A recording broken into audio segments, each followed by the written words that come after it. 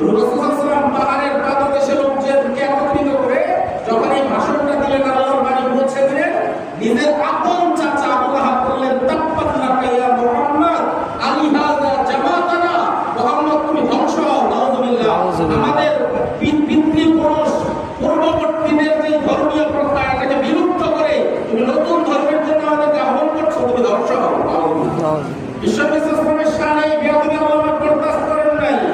আবু লাহাব লোকদের কাছে বলতেন, আমার ভাতিজা যা বলে যদি সত্য হয় তাহলে তো কিয়ামতের দিন ধরা খেয়ে যাবো, আল্লাহর কাছে আমার যাবতীয় সম্পদগুলো ঘুষ হিসাবে দিয়ে দেব। হিসাবে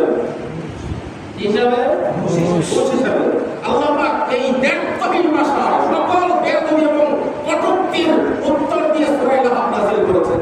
তাব্বাত ইয়াদা আবি লাহাবিন ওয়া তাব, সর্বযুগের সর্বশ্রেষ্ঠ মহামানব, বিশ্ব মানবতার মুক্তির দূত মুহাম্মদুর রাসূলুল্লাহ সাল্লাল্লাহু আলাইহি ওয়াসাল্লাম, তার হাত ধ্বংস হবে না। আবু লাহাব তুই ধ্বংস হবি তুই। আর তোকে যে আশকারা দেয় তোর ঘরের বউ, যে জঙ্গল থেকে লাকড়ি পোড়ায়, অমরাতুহু হাম্মালাতুল হাতাব, জঙ্গল থেকে লাকড়ি পোড়ায়, সেও ধ্বংস।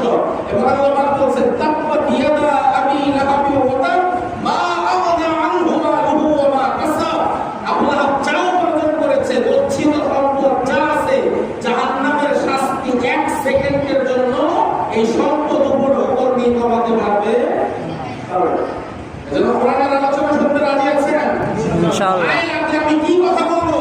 নামাজের কথা যদি বলি, বেনামাজদের গায়ে রাখবে কিনা? আমি যদি সত্য কথা বলতে বলি, তারা মিথ্যাবাদী গায়ে রাখবে কিনা?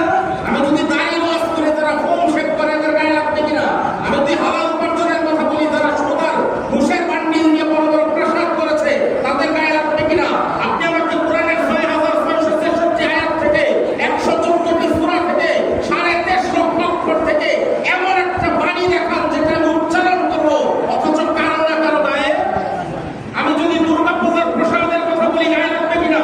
কোরবানির ঈদে আমাদের গরু জবাই করতে আমাদের কোনো হিন্দু বন্ধুকে দেখা যায় না, অথচ মুসলমানদের, হিন্দুদের দুর্গা পূজায় মুসলমানদের উপস্থিতি হিন্দুদের চাইতে বেশি দেখা যায়।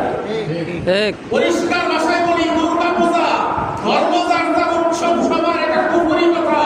ধর্ম যার যার, উৎসব তার তার।